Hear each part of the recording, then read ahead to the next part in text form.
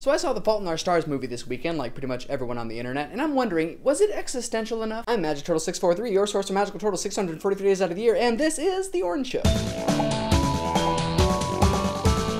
This isn't a review of the movie, just a general analysis of the Tiffios story and its existential undertones. I have to admit, I cried a lot. Not all out bawling, but most of the movie I was just sitting there like this. There shall be no spoilers here, by the way. I mean, except for the obvious one, Hazel dies.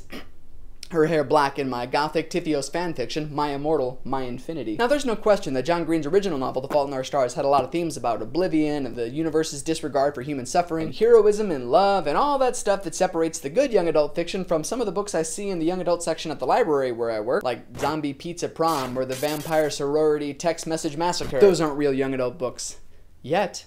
Those could be the sequels to my Tiffios fanfiction. Now, I've heard that some nerdfighters are complaining that the movie doesn't touch on some of the existential stuff that the book does. But I do have to disagree with them. Not only did I love the movie and think it was great, I think it touched on almost all of the important topics, albeit briefly. You know, like heroism and sacrifice and how the world is not a wish-granting factory. But does The Fault in Our Stars go into any interesting depth about oblivion? When Hazel says there will come a time when no humans are alive to remember any of us did anything, is she right? It's possible the humans could populate the entire cosmos and continue to evolve for millions of millennia. But the universe will at some point reach a maximum state of entropy where no usable energy is left and the universe will just be at a state of infinite uselessness called heat death. So I guess in a billion years or so, Hazel's right. Oblivion is inevitable. But we could have immeasurable amounts of time until that happens. Fingers crossed. And I think The Fault in Our Stars does a better job than most existential classic literary novels at analyzing what it means to be alive or no longer alive. Classic lit books like The Stranger by Albert Camus, or Albert Camus, if you want to be pretentious, claim to be existential, but all they really suggest is that if you murder a guy for literally no reason other than that the sun got in your eyes, then you'll go to prison. I guess it shows that the main character is a sociopath, or maybe it makes a larger statement than right and wrong is meaningless, and you can shoot whoever you want, as long as you have a gun. I don't know, it sounds to me more like the NRA manifesto than a book on existentialism. Does the Second Amendment cover flamethrowers because you just got burned? Okay, I'm sorry. Please don't shoot me, Sarah Palin. One of my favorite parts about The Fault in Our Stars is all the talk about infinity. I do think the movie could have taken it a little further, but I like the idea of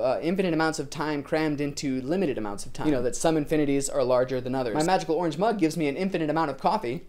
At least it does whenever I take it into a coffee shop with free refills. So you could make the argument that I will always love my wife, and my cat, and my 3DS, and my Dwight bobblehead, because I did love them at one time, and we made the world a better place through our love and happiness, and that love will go on forever, even if you don't believe in parallel universes. And if you do, here's the parallel universe where I have blue hair. Beautiful Tiffios blue. I love existentialism, and I think a lot about how little we know about our own existence, and how little we know about the world around us. Like, for example, this isn't even blue. This is just a chemical reaction happening inside my brain as a result of the light hitting my eyes, and the texture I'm feeling is just another chemical reaction that's helping my brain to understand and interact with the matter around me, which may not even exist. It could all be brains in jars in a mad scientist's lab, or projections of Chuck Norris's imagination. Or you all could be fake and I'm the only one who's alive, which means I've made this video only for myself. This would be really narcissistic of me if that were true, but it's not like I watch my own videos over and over and over again. I mean, it doesn't count if you make a new account every time you watch the video, but it does help likes and views. That's it for the existential discussion. For the what am I working on portion of the show, I am trying to do a new pinball table. I've made two before, and you can see some footage of the pinball table in the middle stages of development right here. And when it's done, I'll make a video about it. You can go see it and play it yourself. Thanks for watching. Be sure to subscribe and like and favorite and all those things. Read the book Tiffios and see the movie. Read the book first and then go see the movie. And don't forget, if you're gonna make it yourself, be aware of all the things that are in your brain, that parts of the world that when you look around